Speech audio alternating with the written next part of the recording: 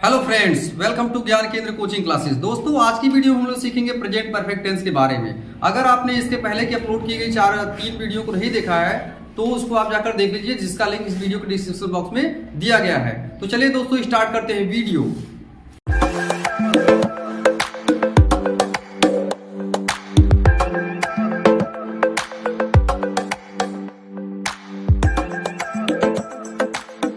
तो चलिए दोस्तों, देखते हैं हम लोग प्रेजेंट परफेक्ट टेंस को। तो जैसे लिखा हुआ है यहाँ पर पहचान, दोस्तों सबसे पहले हम लोग देखेंगे इसकी पहचान क्या होती है।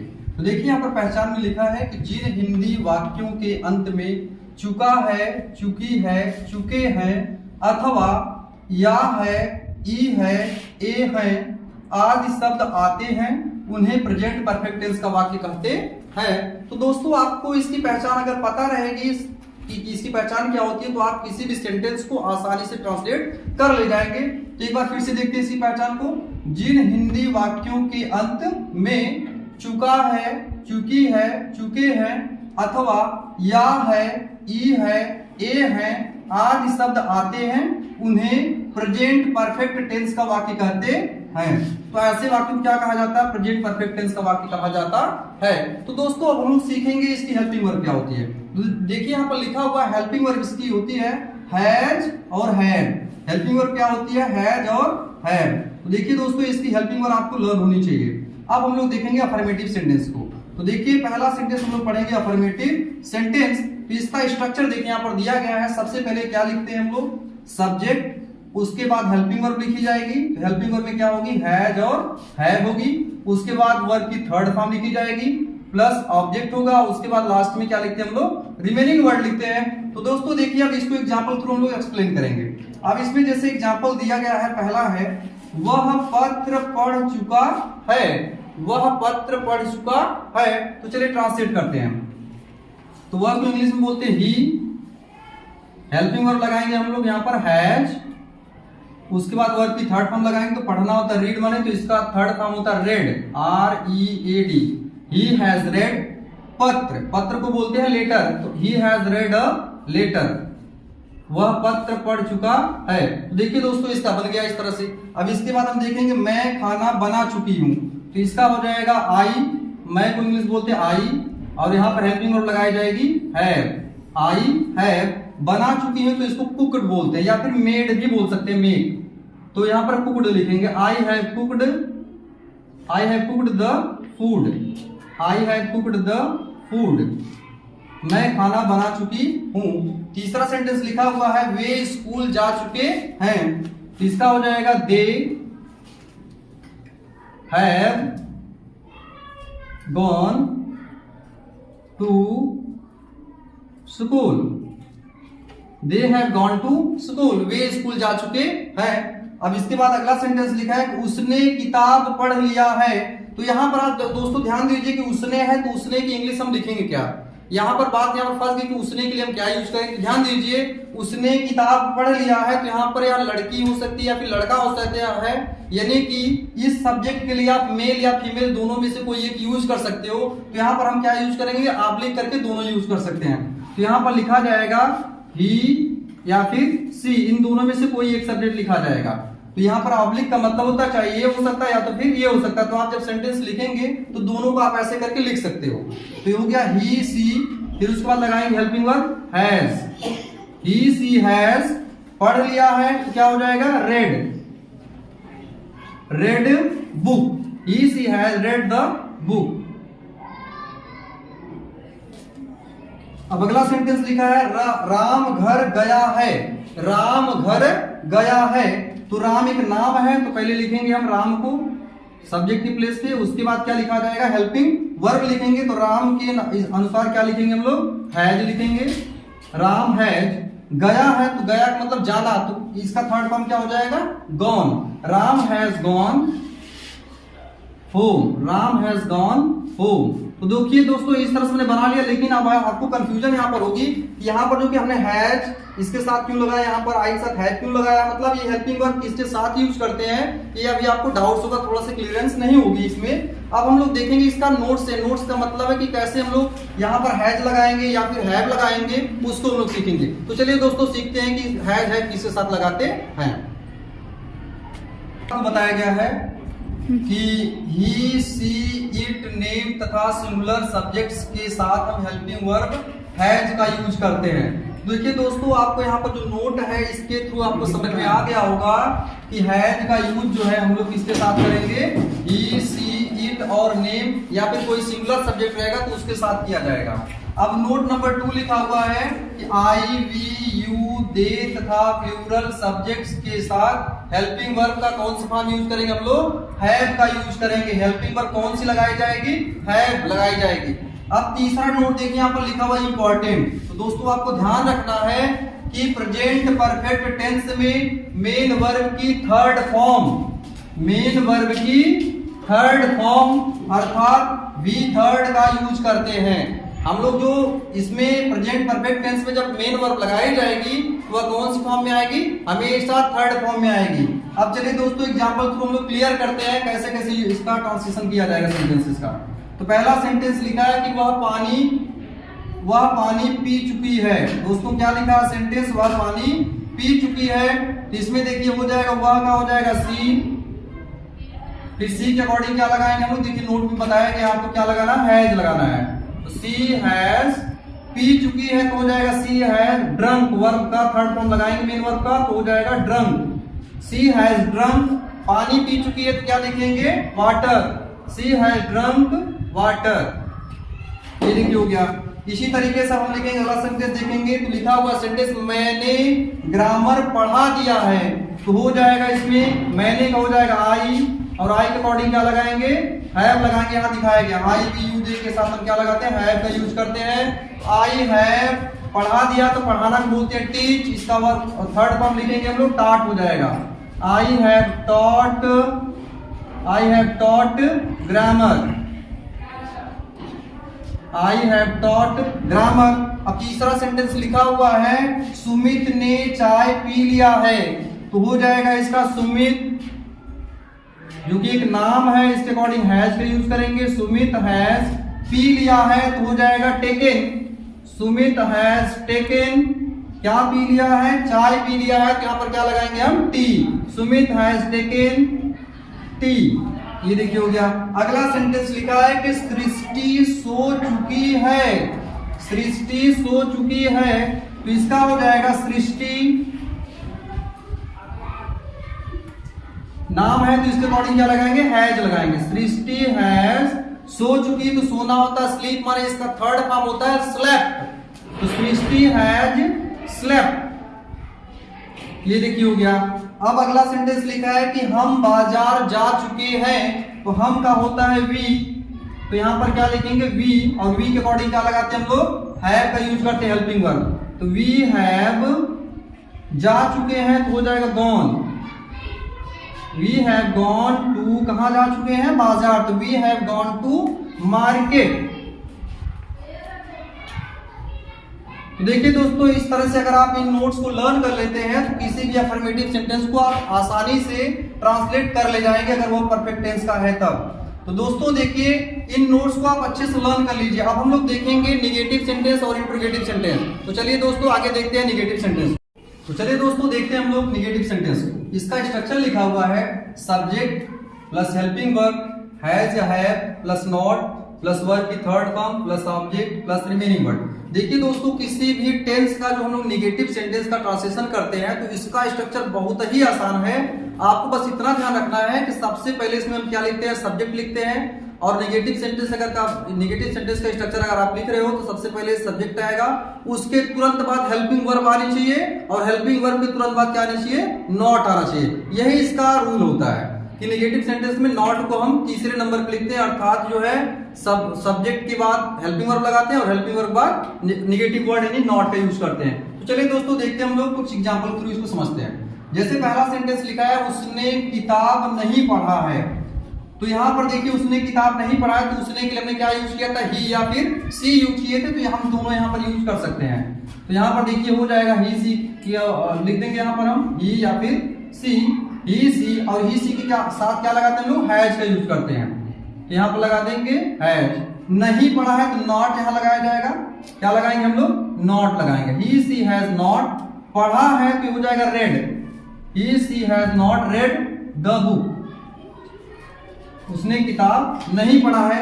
अगला सेंटेंस देखिए, जैसे लिखा हुआ है राधा नहीं राधा नाच चुकी, यहां लिखा है तो इसको हम सेंटेंस को चेंज कर देते हैं नेगेटिव सेंटेंस में, राधा नहीं नाच चुकी है।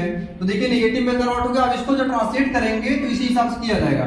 सबसे पहले क्या लिखेंगे, सब्जेक्ट क्या हो जाएगा, सब्जेक्ट राधा, उसके बाद क्या लगाएंगे, राधा के अकॉर्डिंग क्या लगाते हैं हम लोग, हैज का यूज करते हैं तो हो जाएगा राधा हैज, उसके बाद नॉट लगाया जाएगा तो हो जाएगा आपका राधा हैज नॉट नाच चुकी है, तो नाचना बोलते हैं डांस, और इसका थर्ड फॉर्म बनता है डांस्ड, तो हो जाएगा राधा हैज नॉट डांस्ड। ये हो गया आपका। अब देखिए अगला सेंटेंस लिखा है उन्होंने क्रिकेट नहीं खेला है, तो उन्होंने लिखा है तो उन्होंने को बोलते हैं हम लोग इंग्लिश में दे, दे माने वे होता है और दे माने उन्होंने भी होता है। तो यहाँ पर एक प्लूरल फॉर्म में है तो यहाँ लिखा जाएगा दे, तो हो जाएगा दे, और दे के अकॉर्डिंग क्या लगाएंगे हम लोग, हैव का यूज करेंगे, दे हैव नॉट, और उसके बाद क्या खेला है तो क्या हो जाएगा थर्ड फॉर्म, तो यहां पर क्या लगाएंगे played, they have not played, क्या खेला है cricket, they have not played cricket. यह सेंटेंस हो गया आपका। अगला सेंटेंस लिखा है कि वह किताब नहीं पढ़ चुकी है, तो यहां पर हो जाएगा वह का हो जाएगा सी हैज नॉट पढ़ चुकी लिखा है तो यहां पर हो जाएगा red, she has not red किताब, तो क्या हो जाएगा the book, she has not read the book. अगला सेंटेंस लिखा है मैंने खाना नहीं खाया है, तो हो जाएगा इसका आई, और आई के अकॉर्डिंग क्या लगाते हैं, हैव लगाते हैं। अब आपको लर्न हो चुका होगा, आई हैव, उसके बाद नॉट लगाएंगे, इसके बाद हेल्पिंग वर्ब तुरंत बाद नॉट आएगा, I have not eaten the food, I have not eaten the food. अगला सेंटेंस लिखा है सौरभ ने पत्र पढ़ लिया है, सौरभ ने पत्र पढ़ लिया है, तो यहां पर सौरभ को लिखेंगे हम लोग सब्जेक्ट के प्लेस पे, तो हो गया सौरभ, और एक नाम है इसकी वजह से क्या लगाएंगे हम लोग हैज का यूज करेंगे, तो सौरभ हैज ने पत्र पढ़ लिया है। देखिए ये भी आपका अफर्मेटिव सेंटेंस यहां लिख दिया गया गलती से, यहां पर रहेगा आपका नेगेटिव सेंटेंस, सौरभ ने पत्र नहीं पढ़ा है, सौरभ ने पत्र नहीं पढ़ा है, तो हो जाएगा Saurabh has not read the letter. तो देखिए दोस्तों इस तरह से आप जो कि किसी भी सेंटेंस को आसानी से नेगेटिव सेंटेंस में ट्रांसलेट कर सकते हैं। कोई भी नेगेटिव सेंटेंस अगर हिंदी का वाक्य दिया गया है तो उसको आप इंग्लिश में आसानी से ट्रांसलेट कर सकते हैं अगर आपको स्ट्रक्चर ये पता होगा। तो देखिए दोस्तों नेगेटिव सेंटेंस का स्ट्रक्चर बहुत ही आसान होता है। अगर आपको अफर्मेटिव का याद है तो आप नेगेटिव का बना सकते हो। बस इसमें ध्यान यह रखना होता है कि नेगेटिव वर्ड जो नॉट आता है उसका यूज हम लोग हेल्पिंग वर्ब के बाद करेंगे, बाकी स्ट्रक्चर आपको वही रहेगा अफर्मेटिव वाला ही। तो चलिए दोस्तों हम लोग तीसरे सेंटेंस की ओर बढ़ेंगे। दूसरा था आपका नेगेटिव सेंटेंस और तीसरे सेंटेंस की ओर हम लोग बढ़ेंगे जो कि होगा इंट्रोगेटिव सेंटेंस, उसको भी हम लोग अब पढ़ेंगे। तो चलिए दोस्तों देखते हैं इंट्रोगेटिव सेंटेंस को। तो चलिए दोस्तों देखते हैं इंट्रोगेटिव सेंटेंस को। तो इंट्रोगेटिव सेंटेंस में यहाँ पर आपका लिखा हुआ है टाइप फर्स्ट। तो टाइप फर्स्ट का मतलब होता है कि ऐसे वाक्य जिनमें QW क्या वाक्य के शुरुआत में आता है, यानी कोई सेंटेंस लिखा हो जिसमें क्या जो क्वेश्चन वर्ड होता है आपका क्या, अगर वाक्य के शुरू में लिखा हुआ तो उसको हम कैसे ट्रांसलेट करेंगे। देखिए इसका स्ट्रक्चर होता है, सबसे पहले क्या लिखते हैं हेल्पिंग वर्ब, यानी कि हैज या हैव लगाएंगे। हम लोग परफेक्ट टेंस सीख रहे हैं तो हैज या हैव लिखेंगे, उसके बाद सब्जेक्ट होगा, फिर ब्रैकेट में नॉट लिखा जाएगा प्लस वर्ब की third form plus object plus remaining, last में आपका क्वेश्चन मार्क लगा होना चाहिए।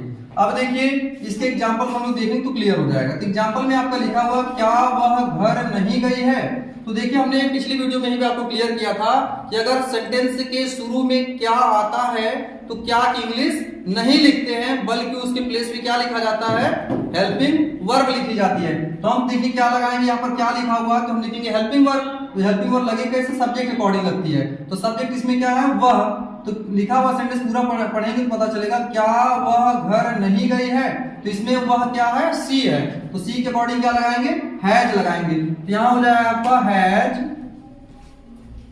सी नॉट गॉन, वर्ब की third form gone to house. Has she not gone to house. अब अगला सेंटेंस लिखा हुआ है कि क्या साक्षी गाना गा चुकी है, तो क्या, तो यहां पर क्या लिखेंगे हम लोग, हैज। फिर उसके बाद नाम क्या है, साक्षी, तो यहां साक्षी लिखा जाएगा। साक्षी गाना गा चुकी है, तो इसमें हो जाएगा वर्ब की थर्ड फॉर्म, हो जाएगा संग द सॉन्ग। अगला सेंटेंस लिखा हुआ है क्या वे फुटबॉल नहीं खेल चुके हैं, तो क्या वे, तो वे लिखा, तो वे के अकॉर्डिंग क्या लगाएंगे, हैव लगाएंगे। तो यहां पर हो जाएगा have they not played football.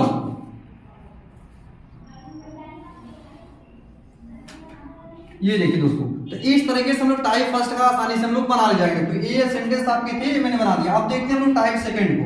तो टाइप सेकंड में लिखा है कि ऐसे वाक्य जिनमें क्यू डब्ल्यू, क्या, क्यों, कैसे, कहां, कब, ये सब अगर आते हैं, वाक्य कहां पर आएंगे, ये सब वाक्य के बीच में आता है। मतलब क्वेश्चन वर्ड जो आपका अगर वाक्य के बीच में आता है तब क्वेश्चन ट्रांसलेट करते हैं। तो देखिए इसका भी रूल बताया गया कि अगर सेंटेंस के बीच में क्या, क्यों, कैसे यानी कि क्वेश्चन वर्ड आता है, तो सबसे पहले जब ट्रांसलेट करेंगे तो हम क्या लिखते हैं, क्यू डब्ल्यू लिखते हैं, क्वेश्चन वर्ड को सबसे पहले लिखते हैं। तो देखिए यहाँ पर लिखा है क्यू डब्ल्यू, और उसके बाद जो कि आपका जो ऊपर वाला स्ट्रक्चर था सेम वही चीज लिखेगा बाद में, केवल शुरू में क्यू डब्ल्यू लग जाएगा, क्वेश्चन वर्ड को सबसे पहले लिखेंगे हम। तो देखिए आप एक एग्जाम्पल थ्रू देखेंगे तो समझ में आएगा। उसने खाना क्यों नहीं खाया है, तो क्यों देखिए बीच में आया, तो सबसे पहले क्या लिखेंगे, इसी वर्ड को हम सबसे पहले लिखेंगे। तो क्यों क्यों बोलते हैं, वाई, तो हो जाएगा वाई। उसने का हो जाएगा ही या सी। एक मिनट, क्वेश्चन वर्ड लिखने के तुरंत बाद आपको क्या लिखना पड़ता है, हेल्पिंग वर्ब। तो लिखेंगे इसमें हम हैज, वाई हैज ही या फिर सी नॉट खाया है, तो हो जाएगा eaten, why has she not eaten the food. उसने खाना क्यों नहीं खाया है। अब अगला सेंटेंस लिखा हुआ है तुमने किताब क्यों नहीं पढ़ा है, तो क्यों को क्या बोलते हैं, वाई, तो वाई लिखा जाएगा इसमें। तुमने के अकॉर्डिंग क्या लगाएंगे, हैव लगाएंगे, वाई हैव यू। अब नहीं पढ़ा है तो क्या हो जाएगा, not, why have you not पढ़ा है, तो red the book, why have you not read the book. ये देखिए क्या सेंटेंस। अगला सेंटेंस लिखा है कि महक स्कूल कैसे गई है, तो यहां पर क्या क्वेश्चन वर्ड आया है, कैसे, तो कैसे क्या बोलते हैं, हाउ, हाउ। अब हेल्पिंग वर्ब क्या लगाएंगे, हैज, क्योंकि ये क्या है, नाम है। How has Mahak gone to school, gone to school, question mark. अब अगला सेंटेंस लिखा है अवनीश ने क्या पिया है, अवनीश ने क्या पिया है। तो देखिए यहां पर क्या पिया है, तो इसमें क्या हो जाएगा, तो क्या, क्या क्वेश्चन वर्ड है, तो हम क्या लिखेंगे सबसे पहले क्वेश्चन वर्ड को। तो क्वेश्चन वर्ड को क्या बोलते हैं, व्हाट। और यह नाम है तो इसलिए क्या लगाएंगे, has, what has Avnish, what has Avnish पिया है, तो क्या होगा वर्ब की थर्ड फॉर्म क्या लगाएंगे, drunk, what has Avnish drunk, Avnish ने क्या पिया है। दोस्तों देखिए इतने आसानी से जो है कि आप जो कि परफेक्ट टेंस को आपने सीख लिया होगा, प्रेजेंट परफेक्ट टेंस को।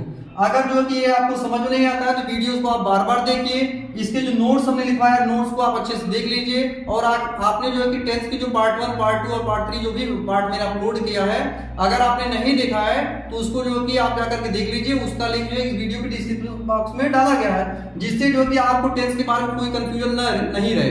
अगर आप इसका बेसिक वाला क्लियर करते हैं तो आपको एकदम अच्छे समझ में आएगा। तो दोस्तों अब हम लोग देखेंगे कुछ होमवर्क मैं दे रहा हूं जिसको आप कमेंट में करके बता सकते हो मुझे, या फिर आप जो कि आप मुझे इसका सॉल्यूशन जो होगा होमवर्क का ये मैं अपनी नेक्स्ट वीडियो में दूंगा। तो जो हमने पिछली वीडियो में अपना होमवर्क दिया था प्रेजेंट कंटीन्यूअस टेंस का, आज उसका हम लोग सॉल्यूशन देखेंगे। तो चलिए दोस्तों देखते हैं हम लोग होमवर्क को पहले लिखेंगे, पहले नोट डाउन करेंगे होमवर्क क्या है, उसके बाद उसका सॉल्यूशन देखेंगे जो हमने पिछले वीडियो में होमवर्क दिया। तो देखिए दोस्तों यहाँ पर आपको होमवर्क दिया जा रहा है कि ट्रांसलेट इनटू इंग्लिश। आपको जो कि इसका क्या करना है, ट्रांसलेशन करना है। 5 सेंटेंस दे रहा हूं मैं यहाँ पर आपको, 1 2 3 4 5 सेंटेंस दिए जा रहे हैं, जिसका ट्रांसलेशन आप करके मुझे कमेंट करके बता सकते हैं। और जो है कि अब हम लोग देखेंगे जो है कि पिछली वीडियो यानी पार्ट 3 जो थी आपकी, पार्ट 3 वीडियो जो थी उसका जो होमवर्क वाला जो है उसका सॉल्यूशन हम लोग देखेंगे। तो देखिए यहाँ पर होमवर्क दिया गया था कि वह स्कूल जा रहा है, यानी कंटीन्यूअस टेंस हम लोग पार्ट 3 में पढ़ा था। तो देखिए वह स्कूल जा रहा है, तो इसका सॉल्यूशन हो जाएगा he is going to school, वह स्कूल जा रहा है।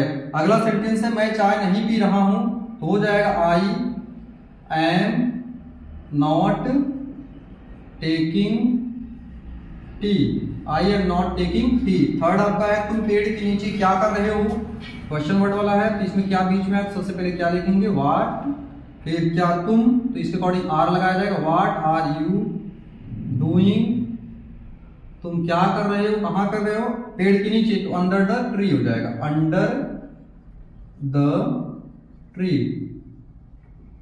What are you doing under the tree. अगला सेंटेंस लिखा है क्या वह साइंस नहीं पढ़ रहा है, तो इसका हो जाएगा is he not studying, is he not studying science. अगला सेंटेंस लिखा है वह चाय नहीं पी रही है, इसका हो जाएगा सी इज नॉट